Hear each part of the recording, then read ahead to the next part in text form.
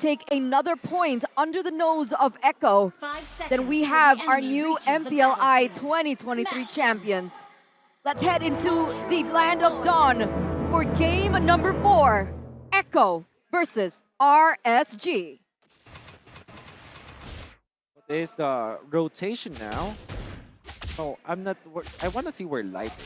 Surely what EXP happens. thing? Yeah, the EXP thing. Once again, no, it's not. It's not the case.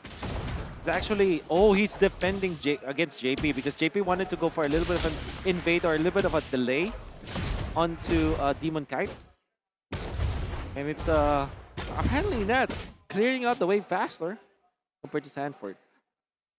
It looks like Echo is starting to adjust to that rotation, right? Yeah, it's like so. There as well though, JP just walks up, Demon Kite still able to pick up that lethal Wanderer on the Martis. So much pressure early game by RSG in this XP lane, even light rotating again, baiting Sanford in. That's with a good shot back, and Sanford is down to half. Another win. These small wins build up, man, for RSG. So we see a very peculiar drafting for both Echo and RSG. Overall, as a guideline to what we're going to expect, what can we expect in the mid?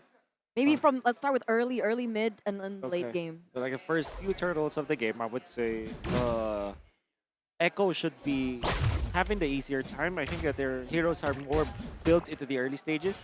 This RSGPH, they're so dependent on light, and they did adjust. That's the EXP lane rotation coming out from light, punished duly by Carl TZ. So patient. Carl TZ was waiting there for a while for that to happen. Like you said, the adaptation from Echo this time around, and it sets up quite well for the next neutral objective. Is the first turtle of the game spawning in the bottom side. JP opening up the map, knowing where Demon Kite is. Meanwhile, in the mid lane, Light needs to be careful here. It's poked down, and Carl TZ is there to provide some more help to clear out this wave in the mid lane. Sanji, level 4 as well. Here it is, the first turtle dance for the past few turtles. Oh, Sanford gets caught really low, gonna be able to heal up. Well played, Nats, actually. Poking out that Khalid forced the second skill already. Quick sand guard. How easy dodged by Nats. First Demon Kite, he's level 5. Oh, Nats jumps in very deep, actually out of the real world manipulation onto Carl TZ. Sanford forced to use the Raging Storm defensively, and now Carl TZ is going to be ran down by the likes of RSG. Under the turret, Nats picks up a big knockout with a jab. A Flicker Divine Judgment brings Sanford back. It's 3 kills over to RSG early on. See, they didn't even need to go for that engage typically, because like you mentioned right before that they went in for the engage, Demon Kite hit level 5 first. So in that particular regard, he should have had a little bit more to say with the neutral objective contest, but they were still able to win that the entire way. There's many factors should be considered in that case. For example, Nats slowing down Sanford. Then eventually, he forced the Raging Sandstorm with the help of Aqua. Aqua copied the Circling Eagle. So together with Aqua, Nats was able to force the Raging. The Land of Dawn. Here we go, ladies and gentlemen, back into the Land of Dawn. 4 minutes has elapsed, and it looks like RSG gonna go for a rotation up top, Light in particular, helping a man out in his lane. Like what you can see RSG with Nats. I think he was able to get the cart, and he did not get the second one. Good job, Sanford. Zoning out Nats, and of course there's a little bit of help from Carl TZ back there. Amon first item DHS. He already has that secured in his pocket right now. Corrosion Siphon for the carry. But RSG still has that 1k gold lead. You see that Eman is different from other marksmen, where other marksmen will even skip the boots or sometimes go for just bare brown boots and then go for the DHS or something like Golden Staff or whatever itemization you have for farming.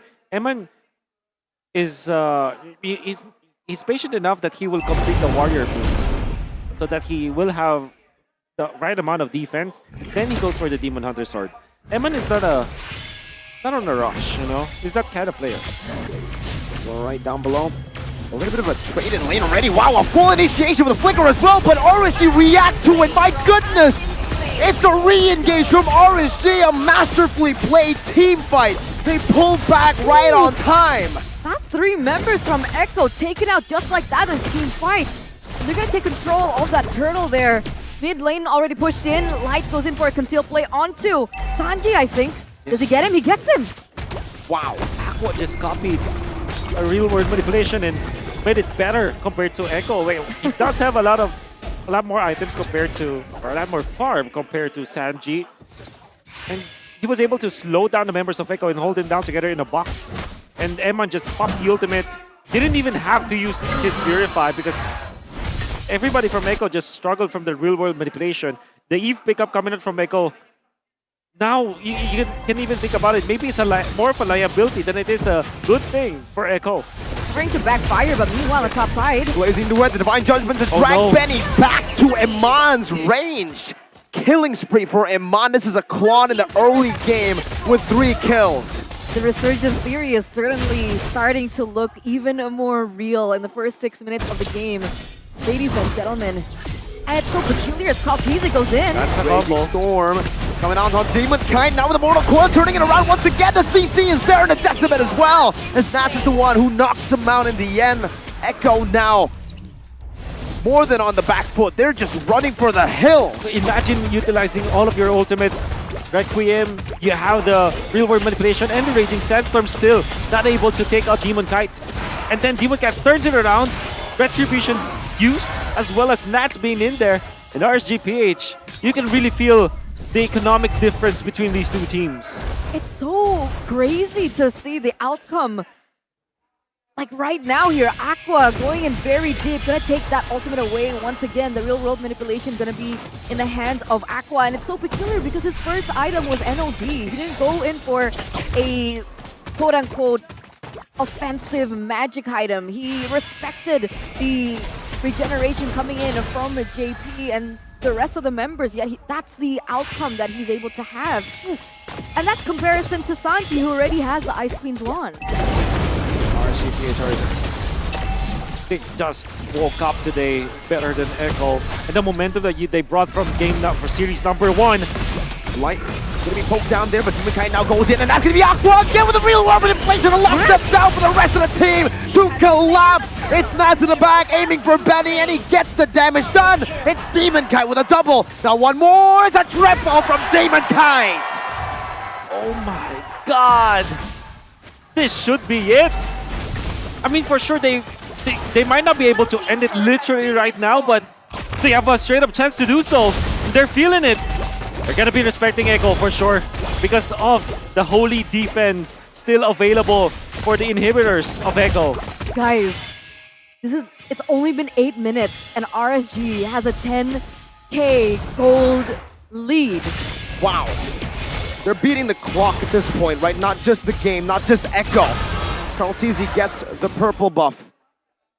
But that's it. And even Eman is just very comfortable now. He still steals the orange buff that should be for Kaltizi, who's just level 10 at this point. Even Light is almost level 10. That's how ahead RSGPH is. This is revenge. RSG, they're looking for blood. Remember, it was Echo to send RSG down in MPLPH, not even send them down, knock them out. And they're coming back with a vengeance. Kaltizi though. Spatial migration with now the help of the Raging Sandstorm. It's gonna be Iman with a blazing duet. My goodness.